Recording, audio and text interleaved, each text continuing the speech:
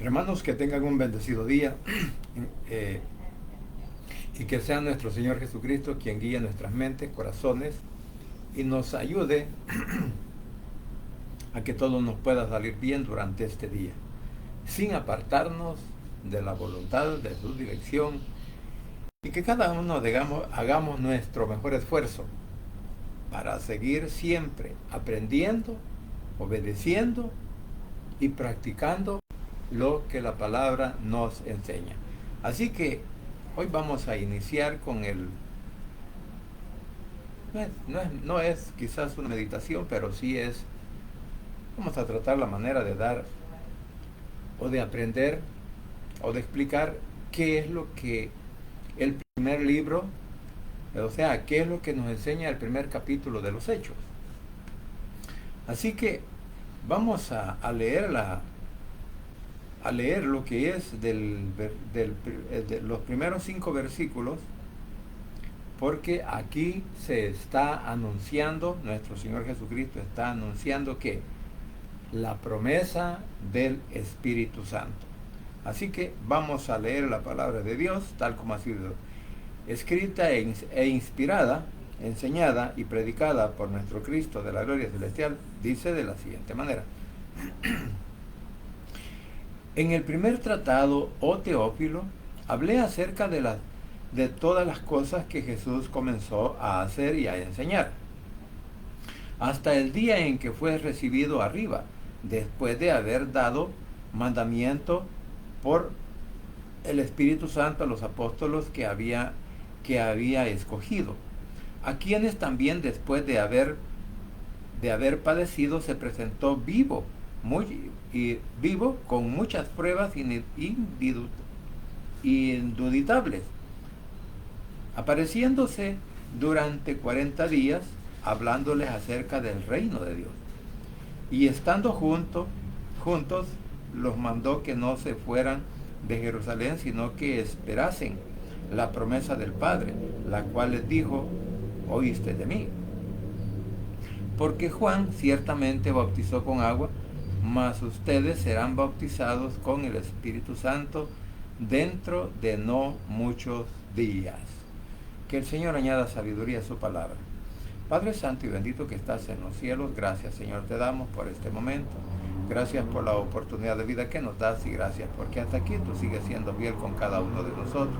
Te suplico ahora, mi Señor, que seas tú, por favor, abriendo nuestras mentes, nuestros corazones, y que seas tú a través del poder del Espíritu Santo, Señor, para que aprendamos de tu palabra y que nuestra fe vaya creciendo cada día más y conociendo, Señor, todo lo que tú has hecho en favor nuestro. Así que desde ya nos depositamos en el hueco de tu mano y que seas tú, por favor, guardando mi mente, mi boca, mi corazón, que perdones también cada uno de mis pecados, cada una de mis faltas, cada uno de mis malos deseos, pensamientos, Señor, en el hueco de tu mano los deposito, para que seas tú, a través del poder del Espíritu Santo y de tu palabra, purificando mi mente, mi boca y mi corazón, para que pueda hablar al respecto de tu palabra, Señor, como corresponde.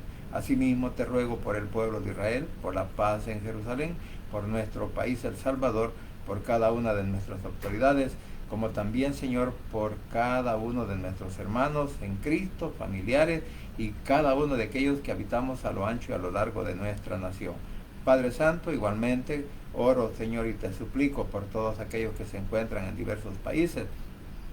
Señor, que seas tú guardándolos y protegiéndoles, y también para aquellos que tengan la oportunidad, Señor, de escuchar esta meditación, que seas tú, por favor, obrando en sus mentes y en sus corazones.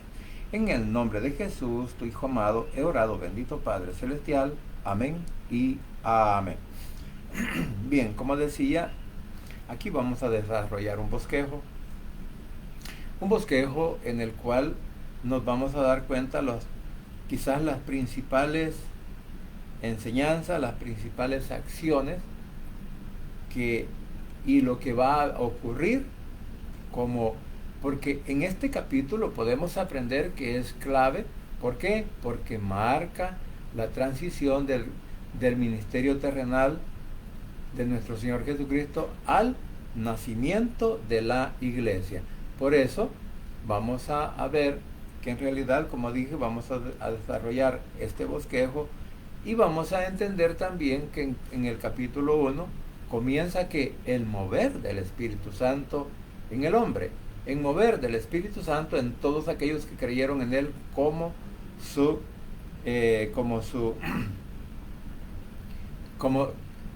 como la promesa que nuestro Padre Celestial ha dado para cada uno de nosotros. Ahora vamos a ver la certeza que está enseñando o que está escribiendo Lucas para Teófilo, quien posiblemente era un hombre prominente, un hombre muy acaudalado, un hombre pues con bienes, y tenía la facultad para poder mantener a Lucas para que fuera detrás de Pablo y que escribiera todo lo que iba a suceder en su caminar espiritual, en sus viajes misioneros. Y así fue como Lucas pues ahora le dice a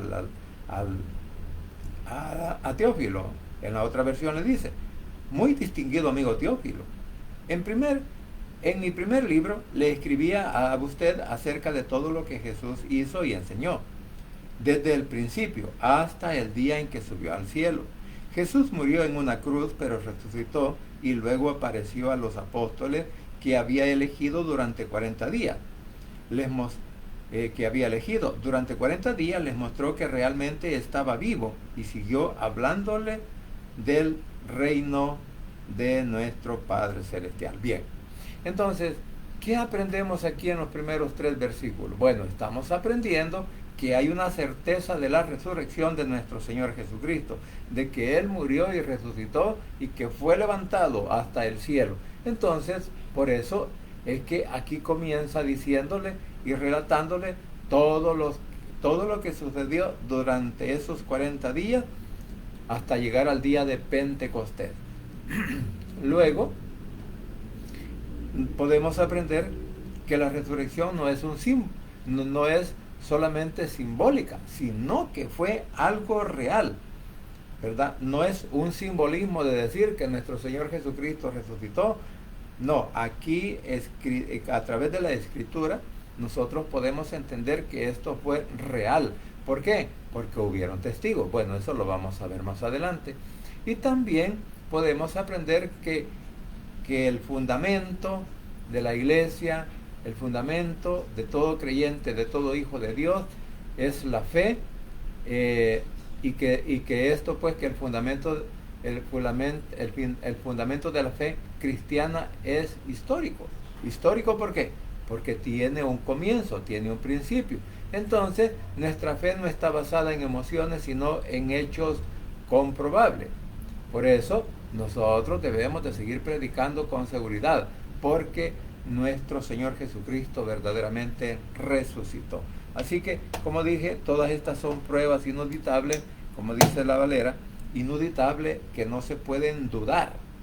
Si alguien duda, es porque no cree. Si alguien duda, es porque no quiere aprender de la Biblia. Y si alguien cree que esto es una mentira, igual, usted y yo, mi querido hermano, que estamos aquí adelante, estamos dentro de la voluntad y que hemos creído en nuestro Señor Jesucristo, para nosotros esto es algo verdadero. Y aquí nada ni nadie nos puede quitar eso, ¿verdad? Entonces, por eso estamos viendo que en realidad del 4 al 5 dice que un día en que estaban todos juntos, Jesús con el poder del Espíritu Santo les ordenó: no salgan de Jerusalén, esperen aquí hasta que Dios mi Padre cumpla su promesa de la cual yo les hablé.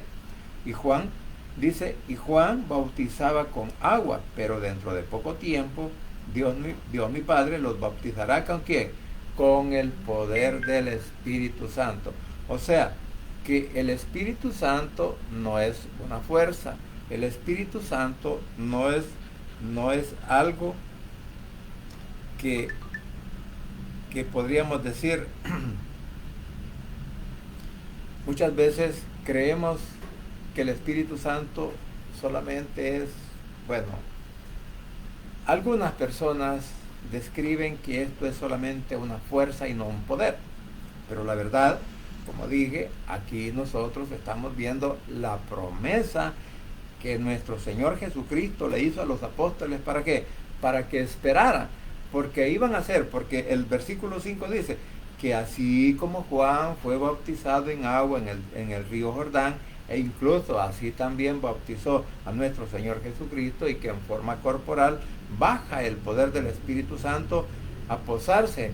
Bueno, lo describen como una paloma. Lo describen cuando se posa en el hombro de nuestro Señor Jesucristo después de su bautismo. Entonces, y eso es un hecho, según la Biblia, que todos los que estaban en ese momento ahí lo vieron. Entonces, de esa misma forma está diciendo, aunque ahora no en forma corporal, sino en forma espiritual, el poder del Espíritu Santo viene en nuestras vidas y nos sella, nos confirma que Jesús está vivo y que está en el cielo. Bueno, entonces, por eso decía, entonces Jesús manda a los discípulos ¿a qué? A que esperaran en Jerusalén la promesa de ¿quién? De nuestro Padre Celestial. Y sabe, esto está conectando con Joel 2.28 cuando está hablando del derramamiento del Espíritu Santo. Igualmente en el Evangelio de Juan, capítulo 14, versículo 16, donde habla que vamos a ser dirigidos o la presencia del Consolador, que es la promesa del Padre, que viene hacia nosotros para que esté con nosotros hasta siempre, o sea, hasta que muramos. Así que ahí habla del Consolador. Asimismo, podemos ver que el ministerio no puede hacerse en la carne. Se necesita el poder del Espíritu Santo. Cuando estamos diciendo, si yo rechazo el poder del Espíritu Santo, o si yo rechazo al Espíritu Santo como la tercera persona bueno, todo mundo nos critica porque decimos Trinidad, pero en realidad aquí nos podemos dar cuenta, nadie puede entablar un ministerio si no es dirigido por la mente, aunque podíamos predicar, podíamos hablar de la palabra, pero que estemos dirigiendo directamente por el poder del Espíritu Santo, ese es un hecho, porque aquí aprendemos, Pablo, Pedro y todos los discípulos que entraron en esta aventura, digámoslo así, de llevar el mensaje. Aquí claramente se ve la obra del poder del Espíritu Santo en ellos. Entonces, nadie que diga que yo soy espiritual, pero niega el poder del Espíritu Santo, puede hacer las cosas que hizo Pedro, puede hacer las cosas que hizo Pablo, puede hacer las cosas que hicieron inclusive Esteban cuando muere. Entonces, como dije, el poder del Espíritu Santo es bien primordial en la vida de cada uno de nosotros para poder hablar de la palabra, para poder emprender un ministerio. No es así por así, que alguien diga que yo la puedo leer, que yo puedo... esa es otra cosa. Pero permitir que la palabra gobierne mi vida, permitir que la palabra gobierne mi mente y mi corazón, esa es otra cosa. Por eso dije, es bien importante, porque antes de salir a servir, debemos de ¿qué? De ser llenos del poder del Espíritu Santo, porque el Espíritu Santo nos va a dirigir, el Espíritu Santo nos va a orientar, el Espíritu Santo nos va a recordar toda la palabra que nosotros hemos leído a través de la Biblia. Así que por eso digo, es bien importante y primordial que cada uno de nosotros dejemos que el Espíritu Santo tome el control en nuestras vidas, tome el control en nuestras mentes, tome el control en nuestros corazones. ¿Para qué? Para ya no seguir cometiendo errores. Ahora bien, vamos a seguir leyendo la versión actual. Cierto día en que, del versículo 6 en adelante, vamos a leer del 6 al 7. Cierto día en que estaban reunidos los apóstoles, le preguntaron a Jesús, Señor, ¿crees que este es un buen momento para que les des a los israelitas su propio rey? Jesús le respondió, solo Dios mi Padre decide cuándo llevar a cabo lo que piensa hacer. Bueno, lo vamos a leer en la Valera también.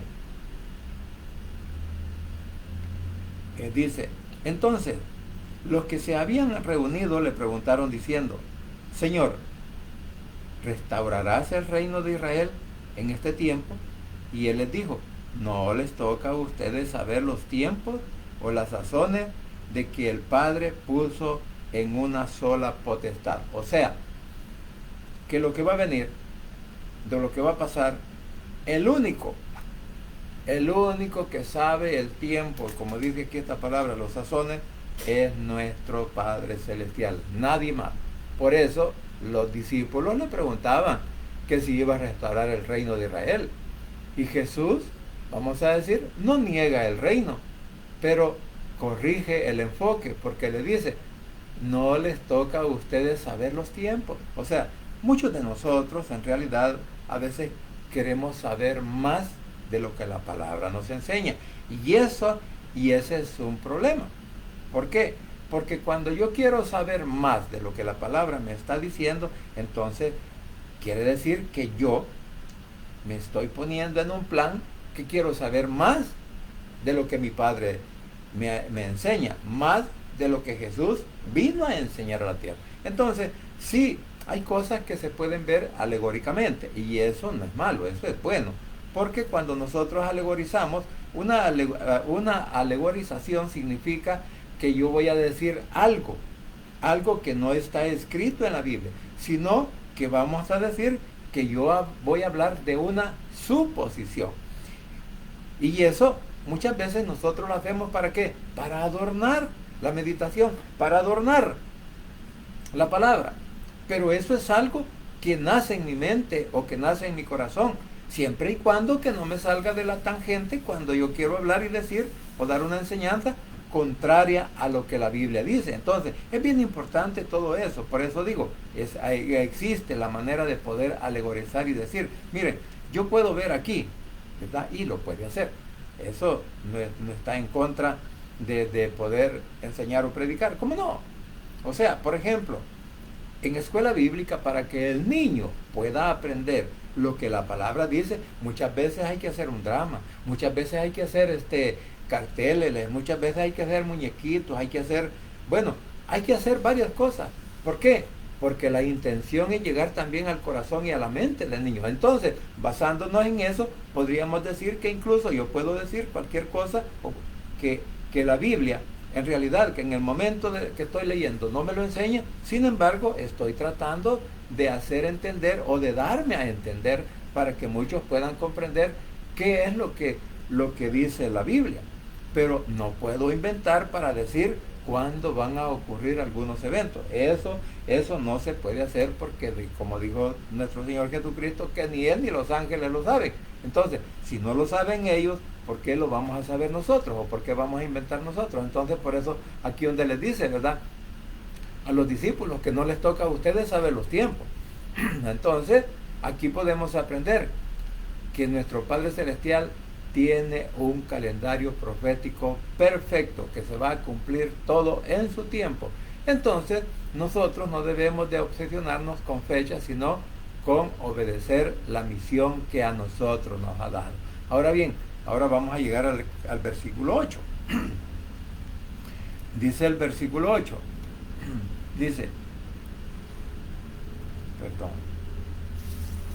el versículo 8 dice, les dice en el versículo 8, pero recibirán poder cuando haya venido sobre ustedes el Espíritu Santo y me serán testigos en Jerusalén, en toda Judea, en Samaria y hasta lo último de la tierra.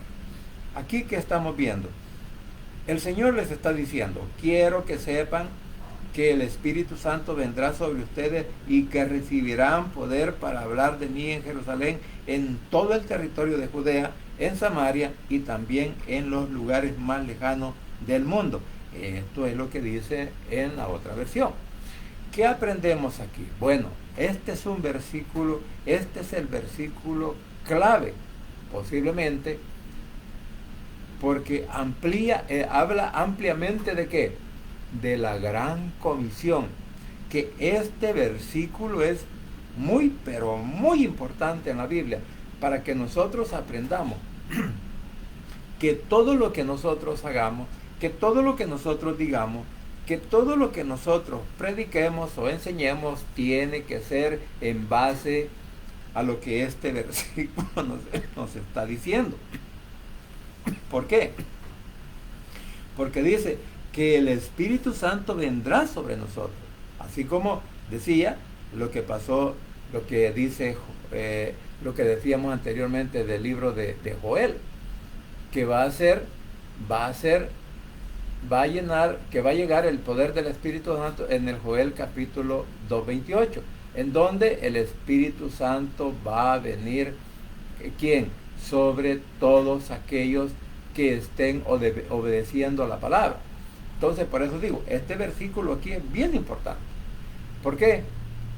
Y como dije, es un versículo clave, porque este está diciendo que vamos a recibir el poder del Espíritu Santo en nosotros. ¿Para qué? Para que testifiquemos, para que hablemos, para que proclamemos, para que lo digamos a los cuatro vientos, si es posible, que mi Señor Jesucristo está vivo y está a la diestra de mi Padre Celestial y me está guiando desde allá a través del poder del Espíritu Santo, porque para eso tenemos la palabra, para que nos guíe.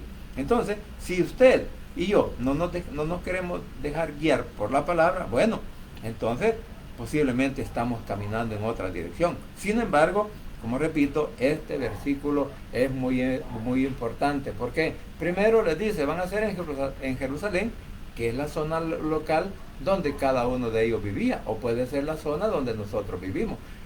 Ya cuando habla de Judea, está hablando un poco más allá, ya está hablando de una manera regional, ir a otra región para hablar y predicar el Evangelio.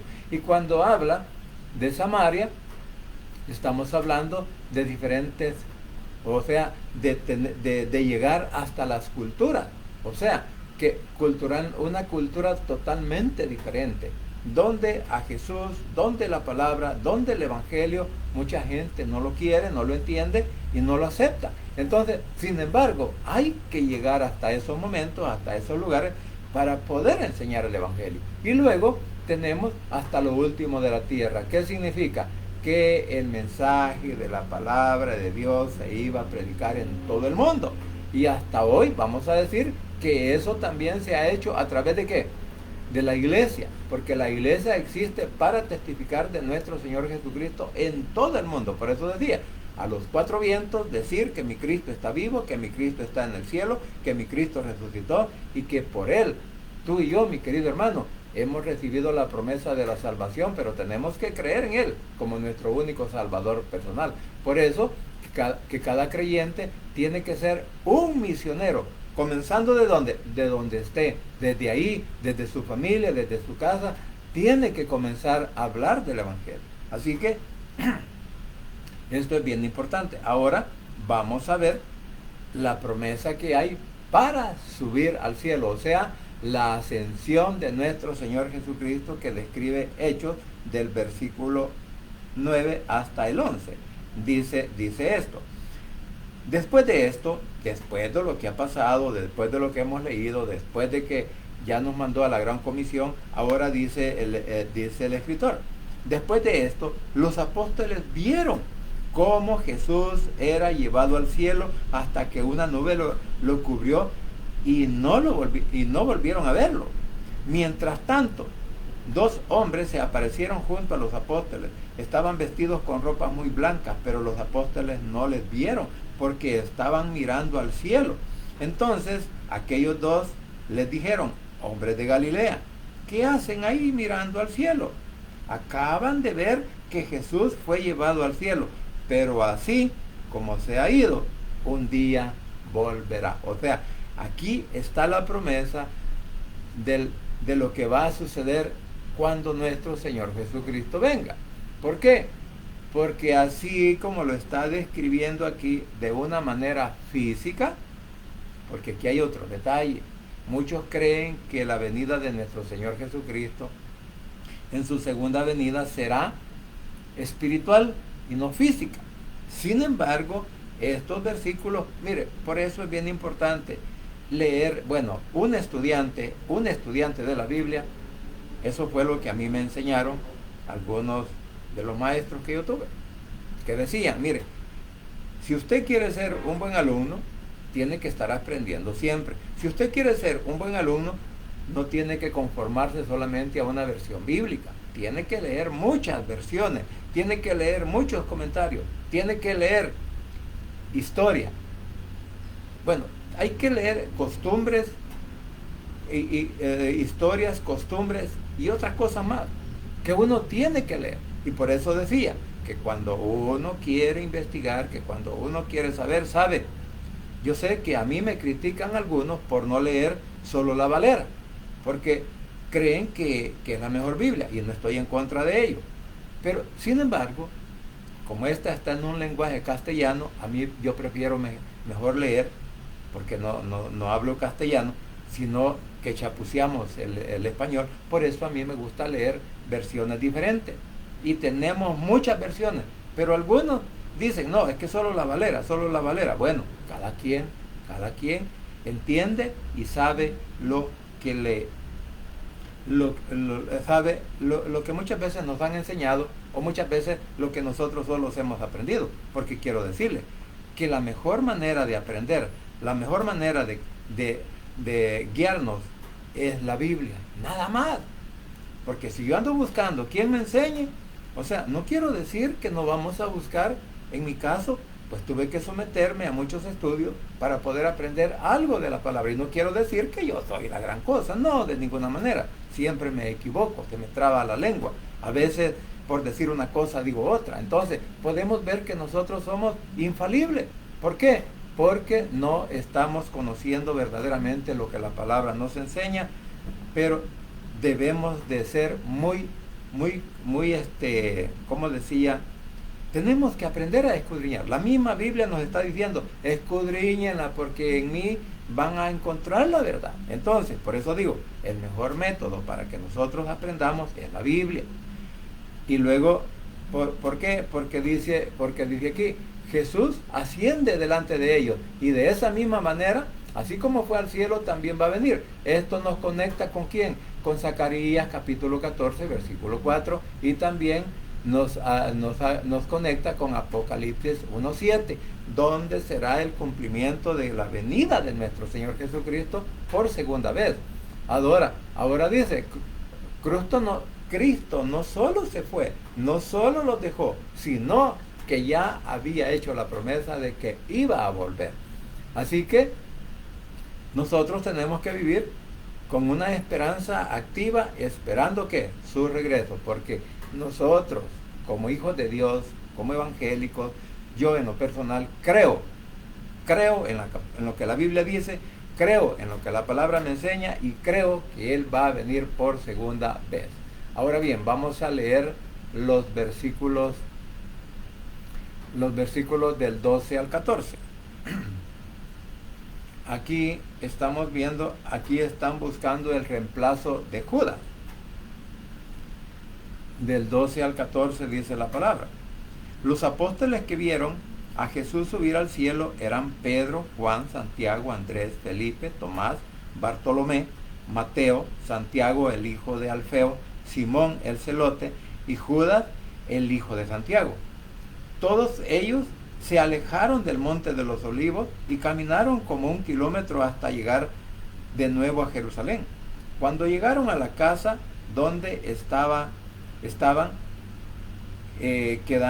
donde se estaban quedando, subieron a su cuarto. Estos seguidores de Jesús eran un grupo muy unido y siempre oraban juntos. Bueno, aquí lo que podemos ver es esta cosa. Primero eran 12, ahora solamente hay 12 apóstoles. Pero ya no estaba Judas Iscariote, que el que lo había traicionado, que el que lo había vendido, y esto pues lo vendió por 30 monedas de plata. Por ahí hay alguien que está pidiendo $300,000. Bueno, no sé qué es lo que quiere hacer con ellos, y vender a alguien, pero en realidad aquí encontramos que estos 11 apóstoles, y eran 12 los que nuestro Señor Jesucristo, entonces, ¿qué pasó? Que ellos ya iban a preparar o ver que si elegían a alguien más. Entonces, esto también, en esta reunión no solamente estaban los apóstoles, sino que también habían mujeres y también ahí se encontraba la madre de nuestro Señor Jesucristo, o sea, María. Pero estamos hablando de la María bíblica. Estamos hablando la María del Nuevo Testamento.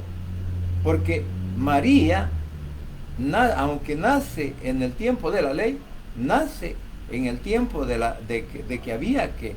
Sin embargo, nuestro Señor Jesucristo era el cumplimiento de una promesa. María era el cumplimiento de la promesa que dijo Isaías, que de una virgen nacería el Mesías, el Rey, el que iba a venir y que iba a nacer, al que le íbamos a llamar Jesús, que significa Dios con nosotros. Entonces, esta María, de la cual habla la Biblia, era una mujer ejemplar, era una mujer santa, era una mujer devota y obediente ¿a quién? A nuestro Padre Celestial. Por eso fue escogida, o por eso decía un día de esto. No, hombre, era una mujer ejemplar.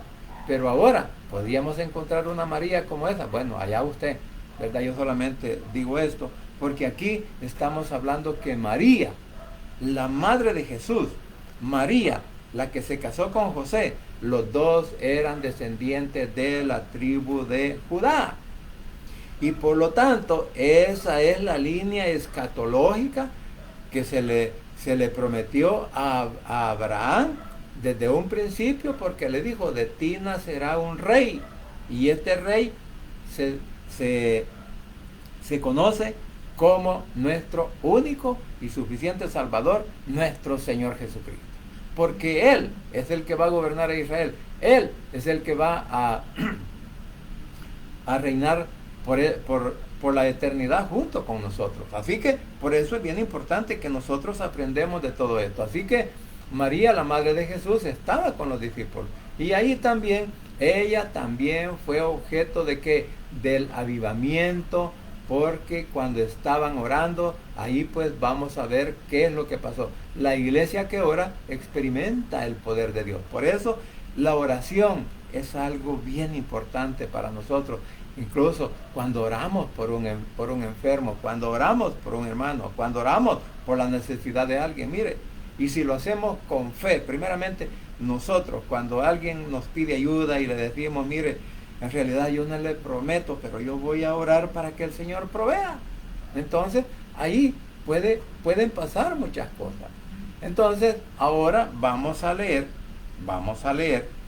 del versículo 15 en adelante.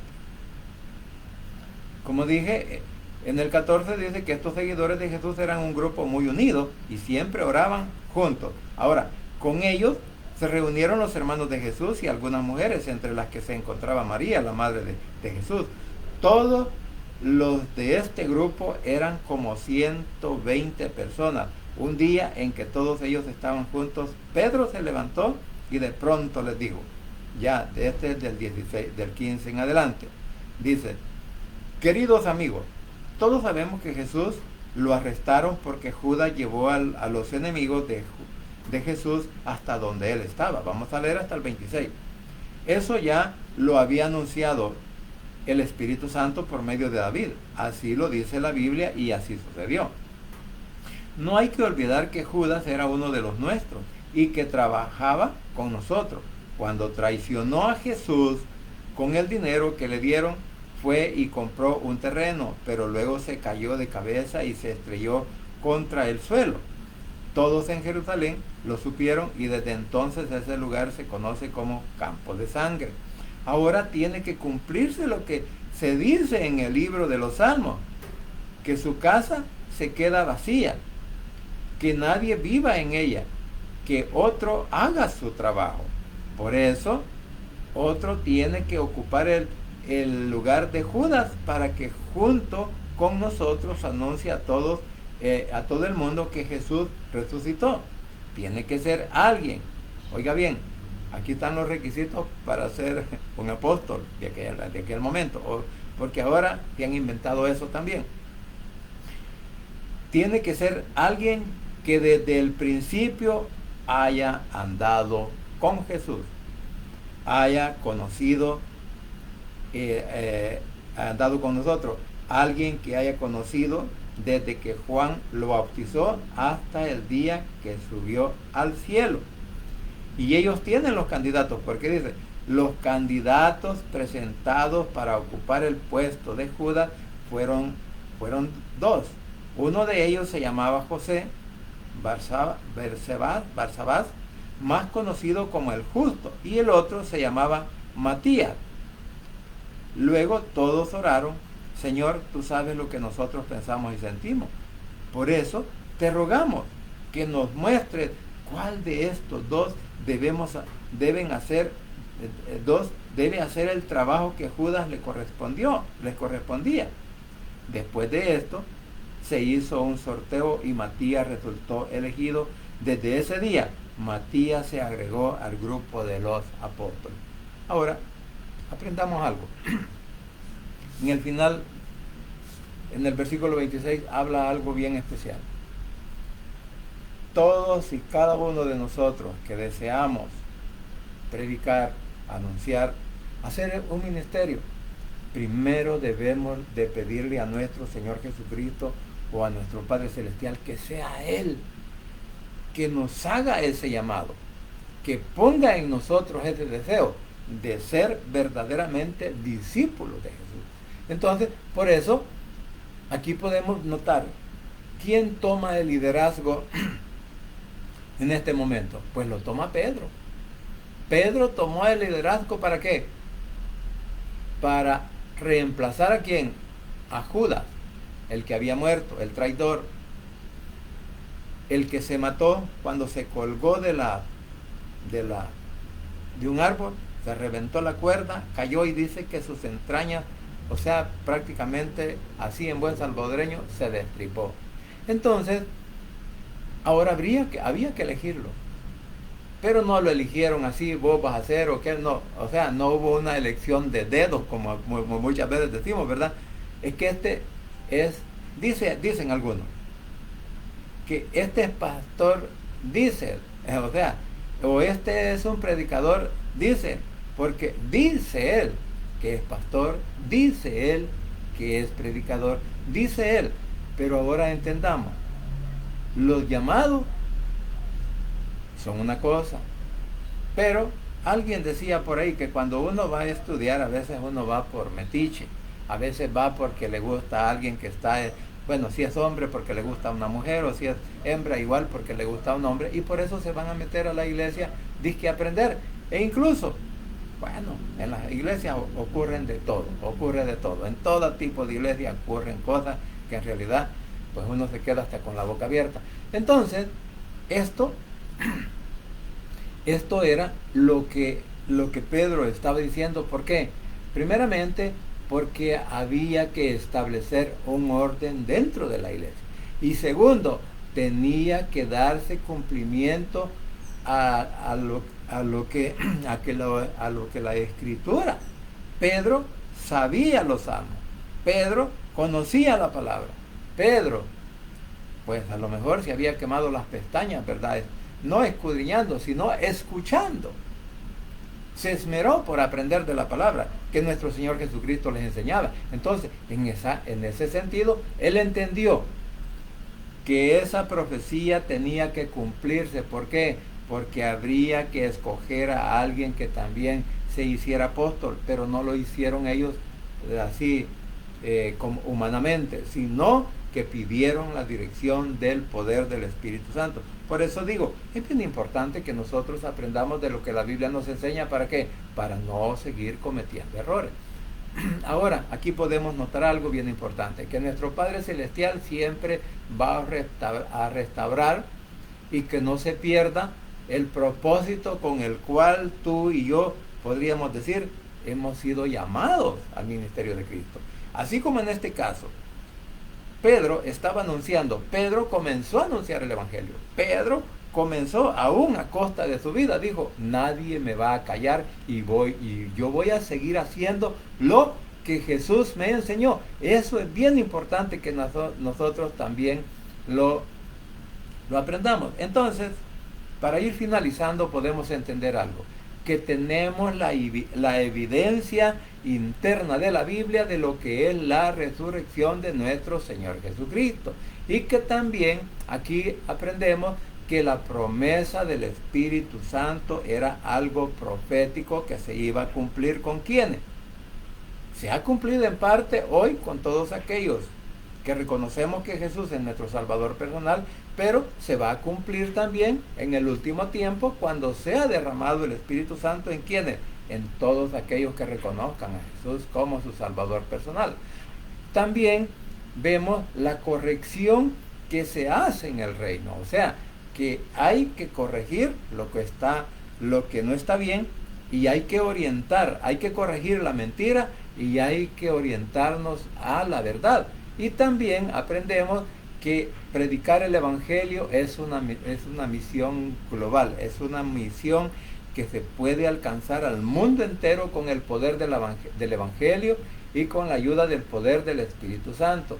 Y también que así como Jesucristo subió, así también vendrá en una segunda venida. O sea, que no se fue en espíritu, se fue en cuerpo, en carne y en hueso, y así tendrá que venir otra vez. O sea, así vendrá. Y también aprendemos que la oración en unidad tiene poder, que por eso ahí se cumple, en donde 2 o 3 estén reunidos en mi nombre y me estén clamando, yo los voy a escuchar.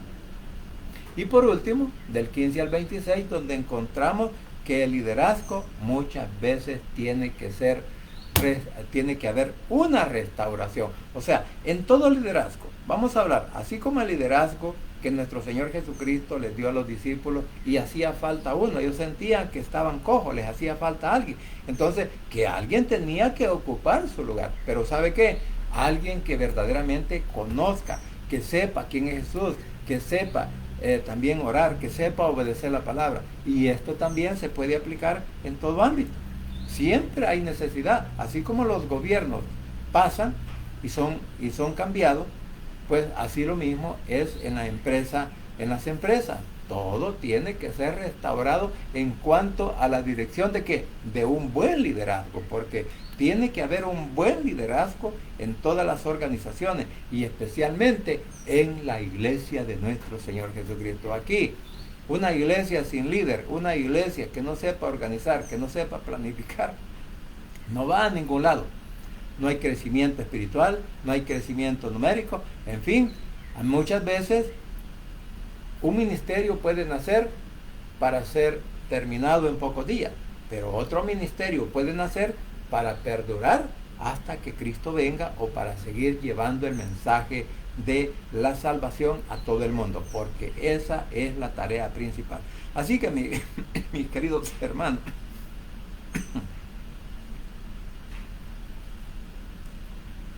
espero que les pueda parecer de que esto es de mucha importancia y que sea el Señor que nos enseñe a todos y cada uno de nosotros. Amén. Vamos a orar. Padre Santo y bendito que estás en los cielos, gracias Señor te damos por un nuevo día que nos das, por una nueva oportunidad de presentarnos delante de tu presencia y rogarte perdón y misericordia y que nos ayudes, Padre, en cualquier situación difícil que estemos pasando o que nos des la dirección para tomar una buena decisión. Asimismo, Padre, te suplico que seas tú, por favor, llegando a todos los hogares salvadoreños y fuera de nuestro país, El Salvador, donde hay enfermedad, donde hay necesidad, donde hay problemas, situaciones difíciles, Padre Santo, por favor, guarda y protege, Señor, a cada uno de nuestros hermanos en Cristo que se encuentran en diferentes países, en diferentes partes de nuestro país, y que seas tú también, Papito lindo, por favor, obrando en cada necesidad de cada familia, Señor, que ahora está adoleciendo del alimento, está adoleciendo, Señor, de la medicina, está adoleciendo de esa atención médica, porque no hay recursos para poderlo hacer. Te suplico, Papito lindo, en el nombre de tu Hijo amado Jesucristo, que pueda llegar hasta todos esos hogares y consolar a esas familias, a esos hermanos que ahora están desesperados porque no tienen que comer. Padre, sé tú el provisor, sé tú, Papito lindo, el que les ayude para que puedan recibir esa provisión. Asimismo, mi Señor, quiero suplicarte que toques mentes y corazones de cada uno de nuestros familiares que aún no te han reconocido como Salvador personal y que en esta hora, mi Señor, sean tocados por el poder del Espíritu Santo para que cada uno de aquellos que se resisten a creer que el único medio para salvación eres tú, que puedan repetir esta oración y que la repitan de la siguiente manera. Señor Jesús, en esta hora vengo delante de tu presencia, abro mi corazón y confieso con mi boca que tú eres mi único y suficiente Salvador personal. Creo que eres Dios, que moriste en la cruz y que resucitaste al tercer día. Padre, me arrepiento, soy pecador. Gracias te doy por enviar a tu Hijo a morir en mi lugar. Gracias, Cristo, por salvar mi alma hoy. Que el Espíritu Santo selle mi corazón y me dé esa seguridad de que al morir voy a estar en tu presencia. En el nombre de Jesús, tu Hijo amado, he orado, bendito Padre Celestial. Amén y amén. Bien, familia, gracias por permitirme llegar a sus hogares. Gracias por la oportunidad de vida que nos da Cristo y gracias porque hasta aquí Él sigue siendo fiel con cada uno de nosotros.